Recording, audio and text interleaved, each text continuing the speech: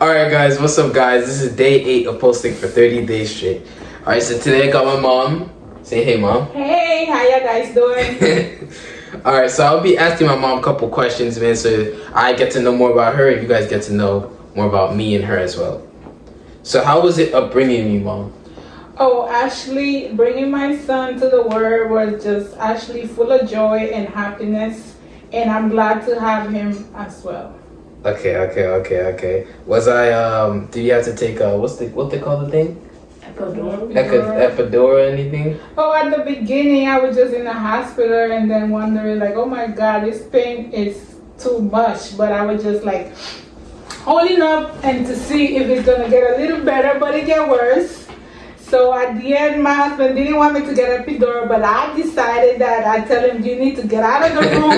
You need to get this epidural. Don't leave me bearing the feelings of the pain. So you just have to relax, and then I'm gonna get the epidural. Okay, damn that. Okay, all right, that's great. Where are you from? I'm actually originally born in Honduras, born in San Juan Tela. It's a beautiful place to visit, and I'm actually was raised in New York. Okay. What part of New York? Actually was raised in the Bronx, and as I got married, I moved to Brooklyn, New York. Okay. Do you like Brooklyn more or Bronx better? I would say I like both. We don't really. I like both of the. Equally? Yes, I would say yeah. Okay. So what's some advice you give to people who are watching right now? In terms of what advice? Like in general, if life is too hard, it's too difficult, Well, they feel like they can't overcome certain One things. of the advice I would tell you, continue trusting God and whatever it is. Sometimes you have challenges, but you will overcome it and pray about it and things will get done. And one thing I will advise you, you work hard, take your vacation, and enjoy yourself, because sometimes we often working and we saving money, and then you ask yourself, saving money for what? It comes, and then after sickness come, you can't even enjoy the money you have put up on yourself. So you have to try to do things a little different and do what makes you happy. Okay, that's real.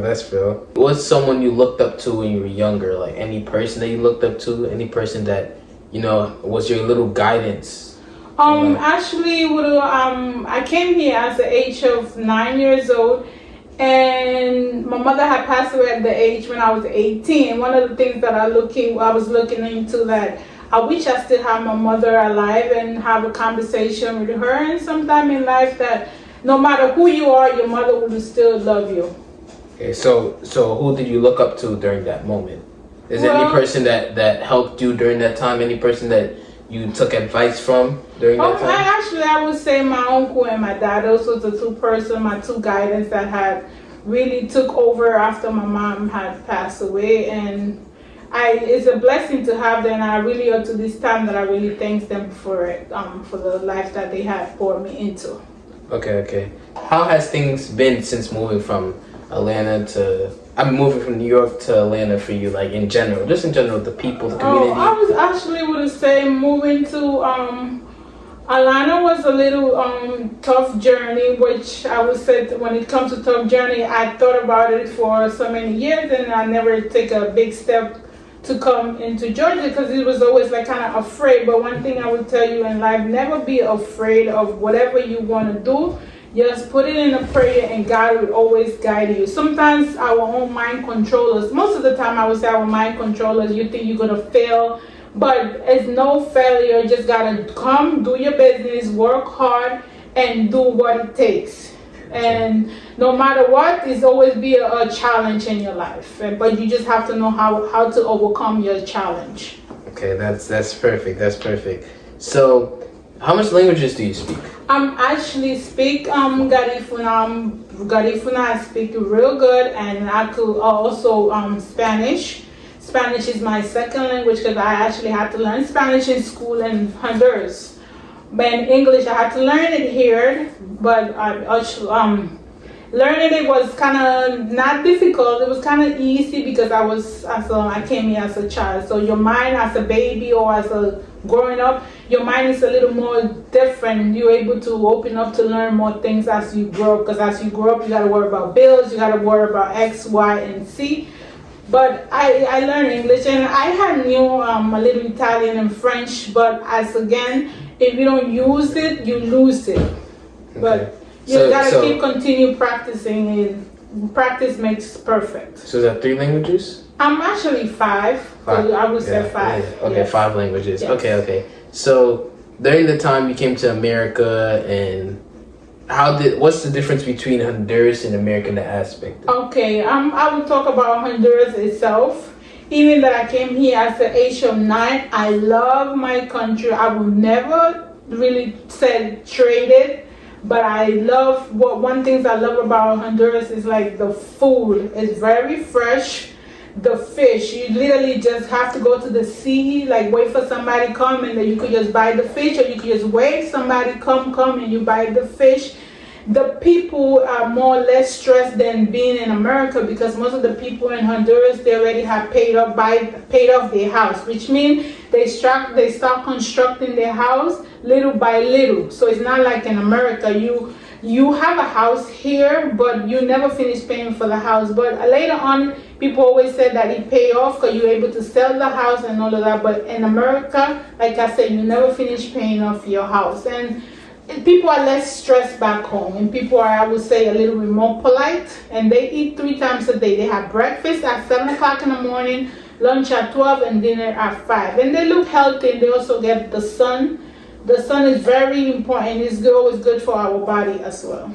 Okay. So in the Honduras aspect, you rather Honduras over America? I would say 100%, yeah. Honduras, I would rather, Okay, but what? But I thanks for the opportunity that America has given. But I'm just saying, and I rather Honduras because less stress. And America, most of the time you get stress in here because the bills don't stop coming. And I'm not saying in Honduras you don't have a bill, but you have less bill in Honduras than here. When you come in, your mortgage is almost $2,000. You come with your rent sometime almost $1,600. And sometimes you ask yourself in the month, like, how am I really gonna get that money? Even that you're working, but you still got car to pay, you still got insurance for the car, you still got bills for the life, for the water. There's so much things that you got to pay for. Okay. So, as you now see me grow up, I'm 17 years old, and you see me grow up. What's the best thing about me, and what's the not so best thing about me? One thing that I would talk and say about my son, he's a very respectful, and he always looking up to do things better for himself, which I really appreciate that. And one thing I always tell my son, do not get into no drug and try to do things different. And also know your friends who they are, because a lot of friends just gonna introduce you to bad stuff, which means like things that is not even leaning to a right direction. They just leaning to a wrong direction. But he's already grown, he should know what's good for him, and he should know what's not good for him as well. Because no mother would want her child to be in a bad direction. You always want the good things for your child. And I really love my child, and thanks for boarding up to the word. And so far he's listened, and he's a great child. Okay, so now what's not so good part? Not so good part about him, I would say he likes to have a conversation, keep on and on and on. This is one of the things that most of the time the conversation on and on. I don't really like long conversation. It just, let's get straight to the point and what it is, and let's take care of it. But he gonna start one conversation, he lead to another conversation. It's like we never end the conversation. So it's just too much when it comes to have the conversation about it. I hate it, but it's my son. I love it. You understand? Yeah. Okay. So, if there's one thing that you would have to change about the past, what would there be? One thing that I would have changed, if I could have changed, bring my mother back alive. And my mother's life was not so easy, as she, born enough, she had to sell and she had to do other things in order for us to survive. So one thing I would have asked God is that he should not take a little bit more earlier than what I expected it. But you know, by the time that I want to give her when I start working, that's the time that, you know, she had passed away. But we might not know the reason why she passed away at that time, but God knows the best. And I know she's very proud of me, and I'm doing what I have to do as a parent as well. Okay. So that's about it, Mom. Thank you All so right. much for answering questions, and you could. No problem, guys. You have a great day. Enjoy life. Don't save too much money in the bank, because at the end, you gotta enjoy your life. And you know, one advice I always tell you: keep a smile no matter what it is in your life. But just whatever it is, bad or good, laugh about it. I mean, whatever come in front of you, just have to know how to deal with your challenges in life. You have a good day. Take care. All right. Thank you, guys. I love you, Mom. Thank you so much for this video, and I'm out, man.